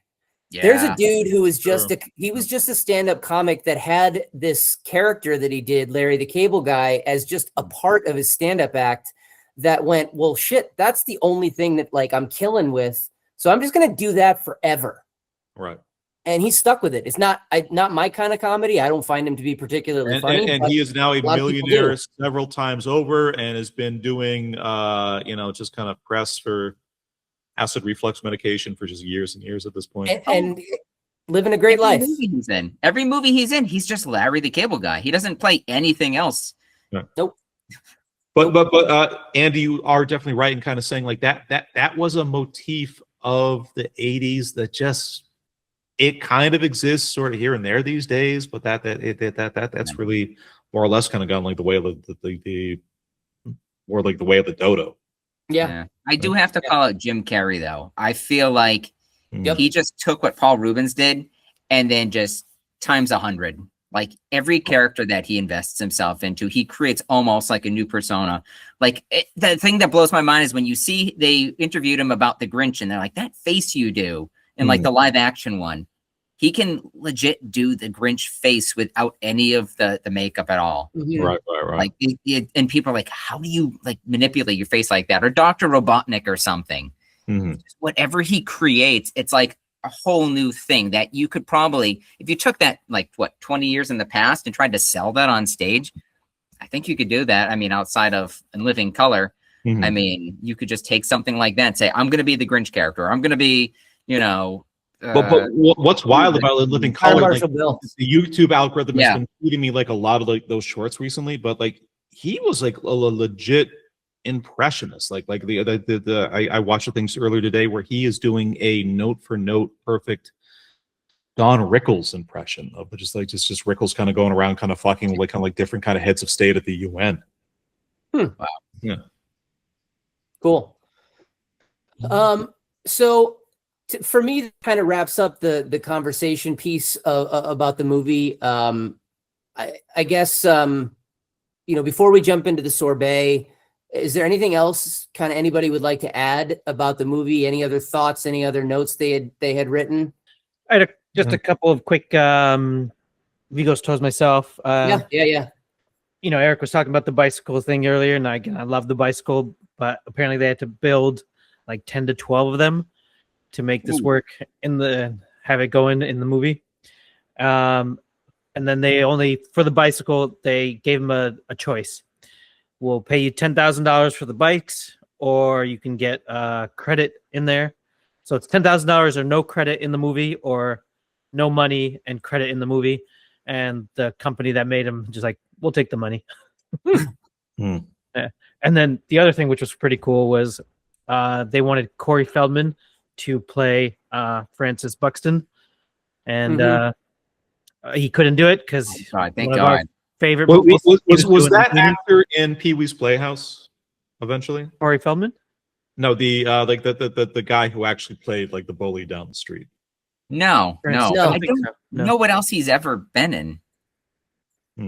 He's definitely been in other stuff. Like I remember seeing him in other stuff back in the day, but I couldn't tell you a single one of them. He just always played Francis. Basically. Pretty much. Yeah. But so Naveen, to I guess to tag on to that, it wasn't just Corey Feldman that was up for that role.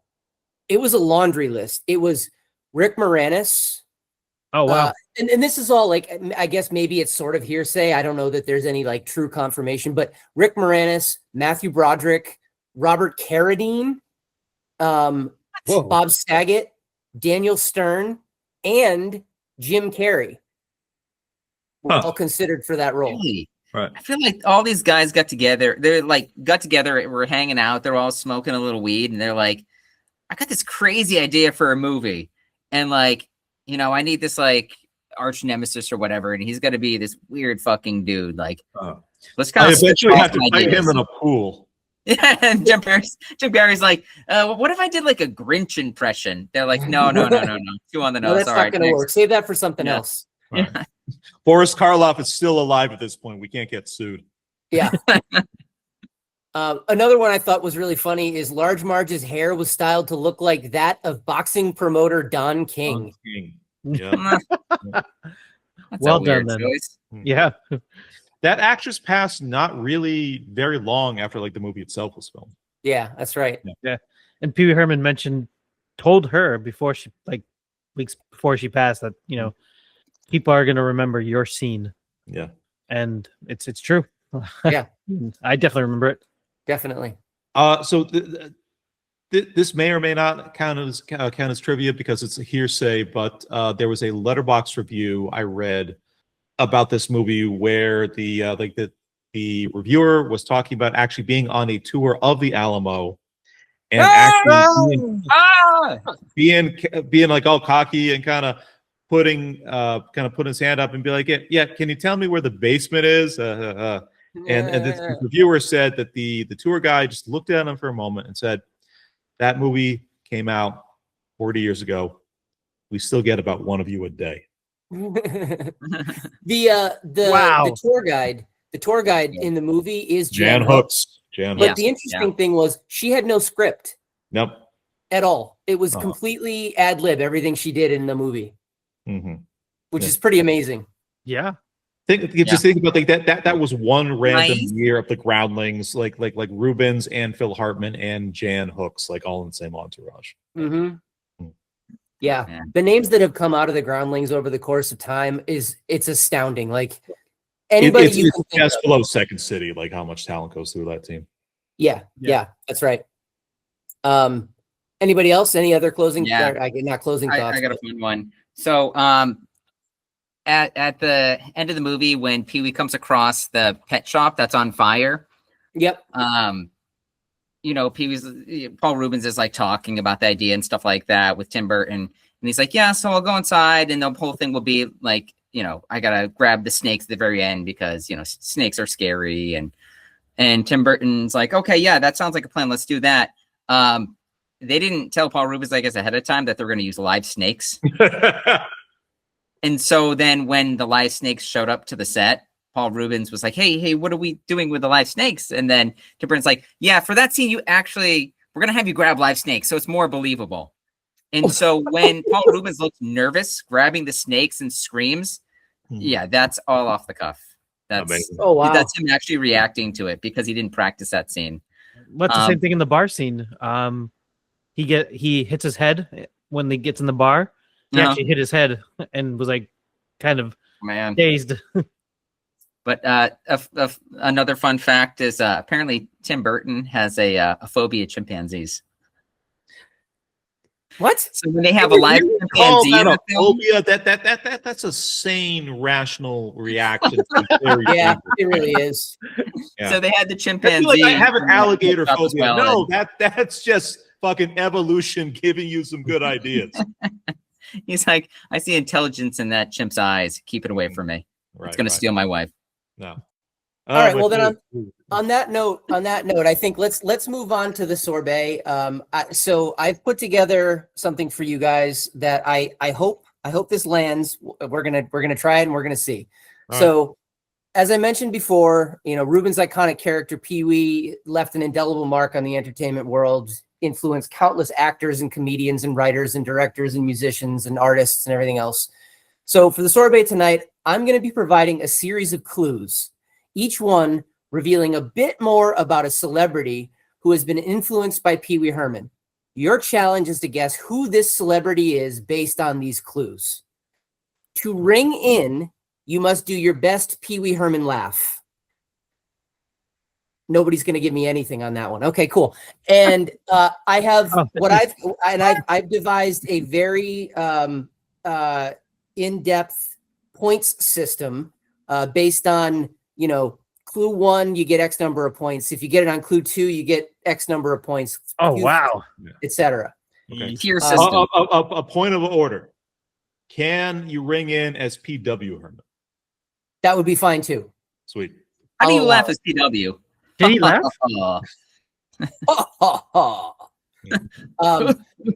So I have 3 clues. I have 3 clues for each of these people. Okay. And I think they get increasingly more obvious, but we'll have to see. So, all right. This is number 1, person number 1. Clue 1. This person played a supporting role in the 2019 remake of a major Disney movie and has become an outspoken advocate for LGBTQ rights. 2019. What's the Keeping in overall mind, thing? these are all people that have publicly said that Pee-wee was an influence on them in their careers. It's a live action Disney movie. It's a 2019 remake. Okay. Yeah, no clue. Fantastic Four. Yeah. Cholet. No Richards. Okay, clue number 2. This person, along with actor Luke McFarlane, starred as 2 gay men in Manhattan who avoid commitment but are drawn to each other in a 2022 American romantic comedy film produced by Judd Apatow. That's not my Pee-wee laugh. Luke McFarlane. Yeah. Luke McFarlane. I don't think that's going to give you anything, but that's the Yeah. actor's name. Right, no clue. 2022 film. Judd Apatow. Who's Paul Rudd? Nope. What would be Okay. Judd Apatow film. So I think you'll get it with this one. So clue number 3. This actor rose to fame with a bold, over-the-top style known for his quick wit and unapologetic humor. He's best known for hosting a wildly popular street interview game show where no one was safe from his sharp tongue. I'm a rebel, Dottie. Johnny? Who is Billy Eichner? Boom! God damn it. Wow. I You would got it. Hmm.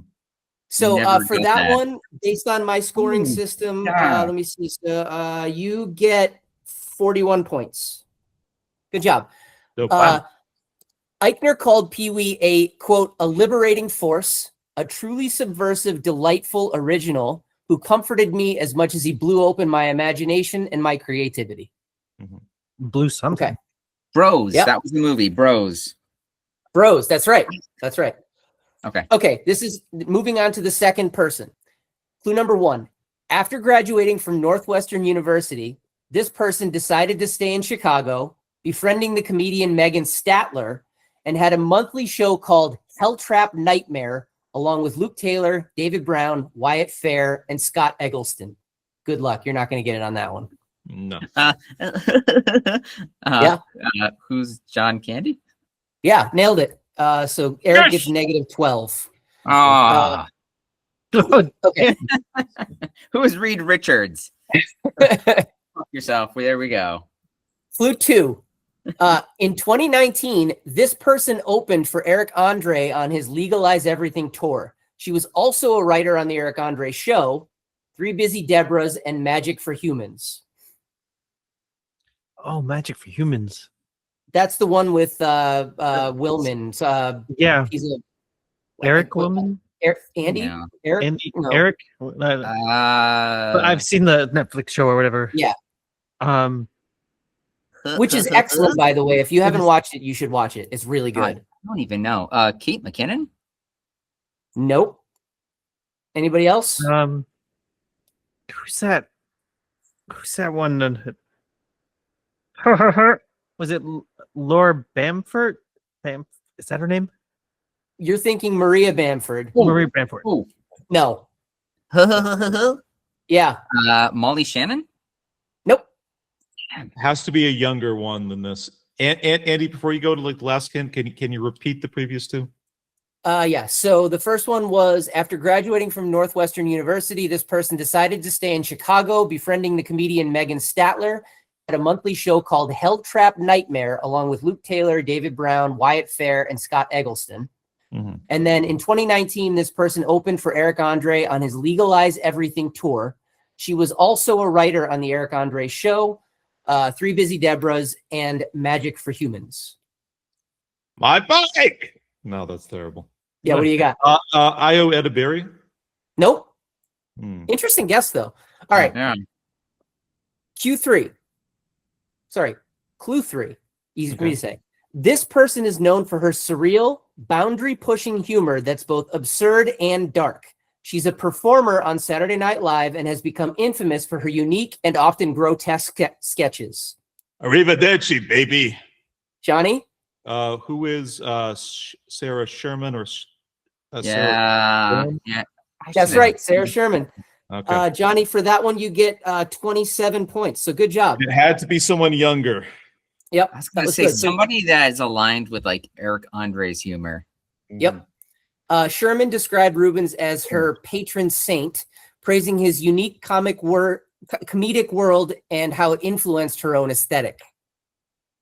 So if you think about the way she dresses, it's basically like the human personification of Pee-wee's Playhouse. Sure. Yeah. Okay. So far, this is not going well for anybody other than Johnny. The one guy who didn't see the movie. 2026, One guy- baby. yeah. You know, Yeah. I knew there was a reason I had to survive that plane flight. you're like, That's right. Pee-wee's Big Adventure sucks, but trivia, yay. Yeah. I've got a few several-ish more of these. We'll see how long we can hang in. Mhm. This person holds the record for all-time highest one-day score on Celebrity Jeopardy, winning $68,000 during a first-round game of the 2009-2010 season's Jeopardy! $1 Million Celebrity Invitational. Mhm. Yeah, no clue. Au revoir, Simone. Yeah. Who was Louis C.K.? Nope. God damn it. Clue I'm not 2. even- Yes. In 2025, this person was announced to be competing on season 34 of Dancing with the Stars. He was partnered with professional dancer Emma Slater. Nope. Still don't know. Not big into pop culture. Au revoir, Pee-wee. It was Andy Richter. That's right. Really? Oh, man. Andy Richter. Yeah. Really? Came on Conan specifically, like on the podcast, just to promote the That's right. the Dancing with the Stars. The Run. third clue, which I think would have given it away for everybody, this person first made waves as the sidekick to a late-night talk show host, where he quickly Wow. became known for his quick wit, deadpan humor, and ability to play off his host's eccentricities with ease. So for that one, Johnny, you get negative 13 points. Richter tweeted that Reubens brought me so much joy, truly one of my heroes. So there you go. Clue 1. This person started his career in comedy with his first big break coming as a writer and producer for a cult classic TV series about a group of high schoolers in the 1980s. Naveen? Seth Rogen? Nope. Eric? Judd Apatow? Wow. Nope. Whoa. Okay. Andy, like, can we get like the clue one more time? This person started his career in comedy with his first big break coming as a writer and producer for a cult classic TV series about a group of high schoolers in the 1980s. Writer and producer, but not a star. Oh man. Writer and producer. I don't know who else did that one. Wait. Yeah. Mike Judge? Nope. So Judd Apatow, Mike Judge, Naveen, what was your guess? Seth Rogen. Rogen, okay. Okay, clue 2. Okay. This person appeared in a number of films, such as Ski Patrol, and in a role alongside Ben Stiller in the 1995 film Heavyweights, in which he played camp counselor Tim. On the first season of Sabrina the Teenage Witch, this person portrayed Mr. Eugene Poole, Sabrina's science teacher.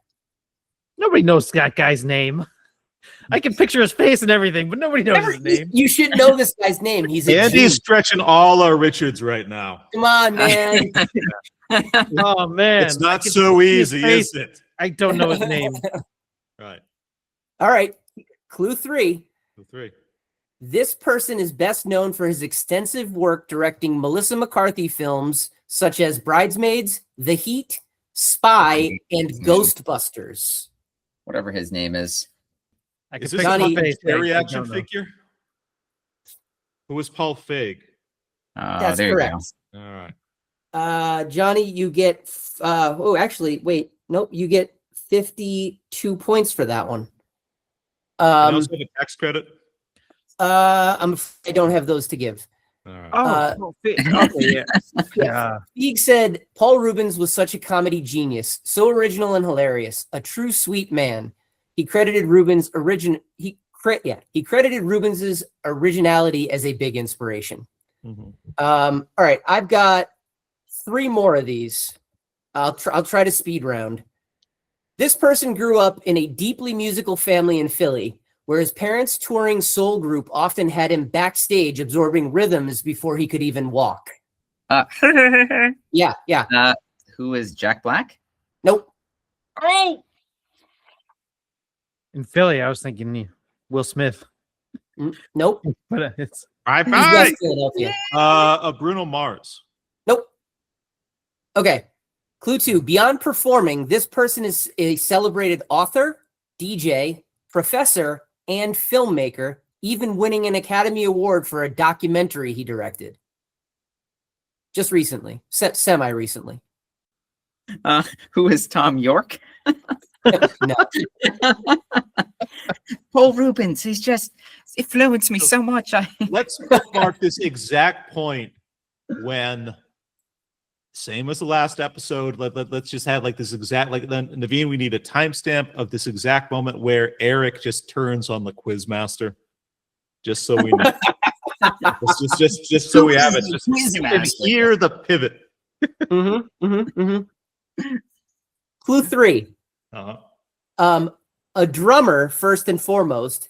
This person co-founded a band that blended hip-hop with live instrumentation, a group that later became the house band for a major late-night talk show, bringing their signature sound to millions each night. Who is Questlove? That's right. God damn it. Johnny, 4 points for that one. Good job. In a public tribute after Reubens' death, Questlove said, "Some of my best jokes were authored by you when I was a kid." Okay. This person grew up in New York and spent his teenage years obsessively interviewing comedians, from Jerry Seinfeld to Jay Leno, for his high school radio show, long before anyone knew his name. Ooh. This is actually an interesting story, too. yeah. Yeah. What's his name? Marone? Wasn't he doing the radio? Oh, stuff Mark before? Maron? Maron. Oh, Mark Maron. No. Maron. What on their own? Clue 2.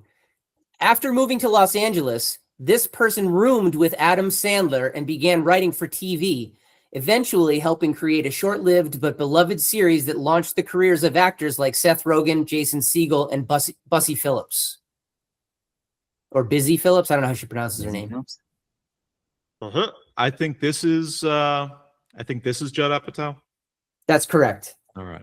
Johnny, Nice. minus 100 points. God damn it. Clue 3. This person is known, just to continue it, this person is known for blending heartfelt storytelling with improvised awkward humor. He later became the producer and director behind films like The 40-Year-Old Virgin, Knocked Up, and Trainwreck, cementing his status as a defining voice of the 2000s comedy. In an interview, Apatow said he was a fan of Pee Wee Herman since he saw him on Letterman in the 80s and credits Rubin as a major influence.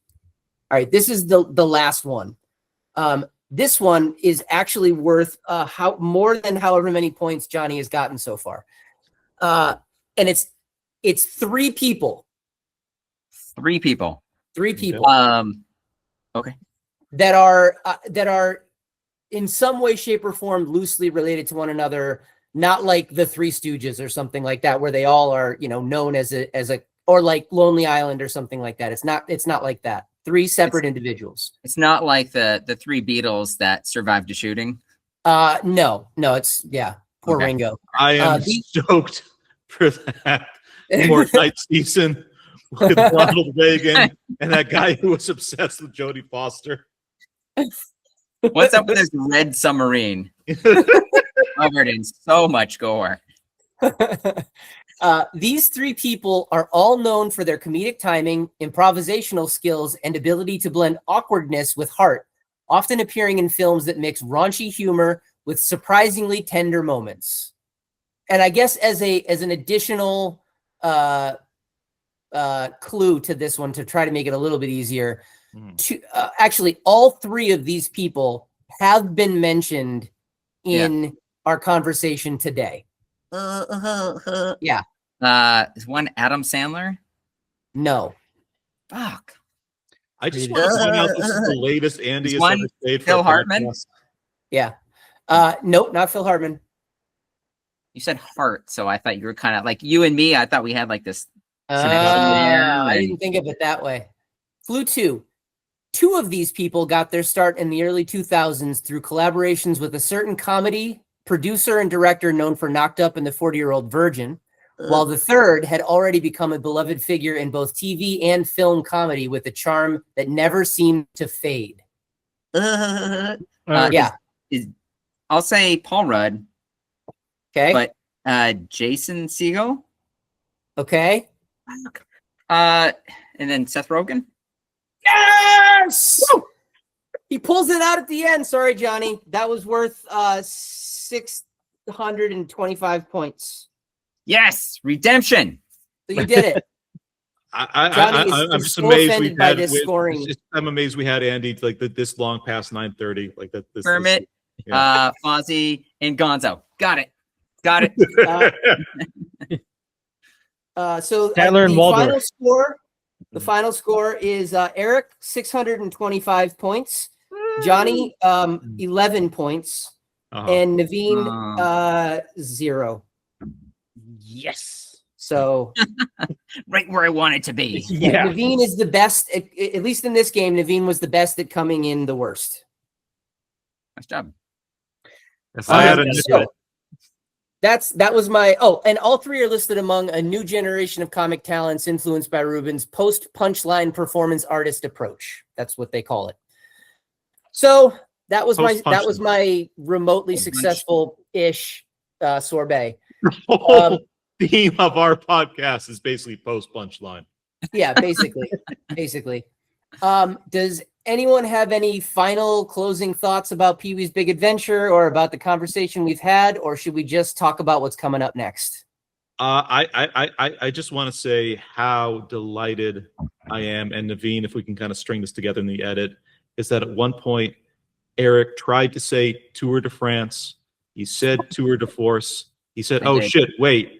Corrected himself by saying Tour de Force a second time. Went yes, and just barreled on through the conversation. Yep.